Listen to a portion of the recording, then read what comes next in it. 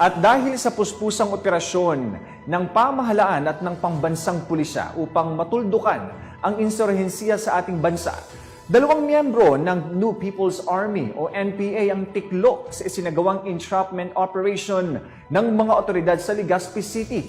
Yan ay dahil sa pagkakasangkot sa robbery at extortion. Magbabalita dyan si Pachu Woman, Peje Patanaw.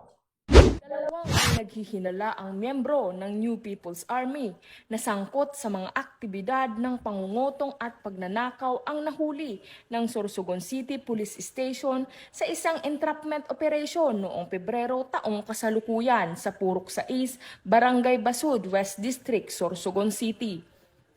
Ang mga sospek ay kinilalang alias Steve, 25 taong gulang, naninirahan sa Barangay Miluya, Castilla, Sorsogon, at Lenny, 45 taong gulang, naninirahan sa Barangay Basud, West District, Sorsogon City.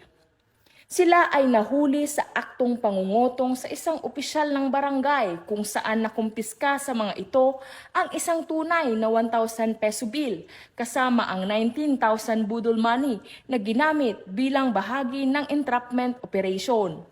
Bukod dito, kinilala rin ng mga sospek bilang miyembro ng New People's Army at inamin ang kanilang pakikilahok sa mga aktibidad ng pangungutong.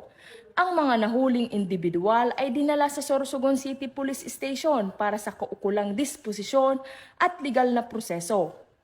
Ang PNP Bicol sa ilalim ng pamumuno ni Police Brigadier General Andre P. Dizon, Regional Director, Police Regional Office 5, ay patuloy sa pagpapatupad ng kanilang sinumpaang tungkulin na naaayon sa mga programa ni Pangulong Ferdinand R. Marcos Jr.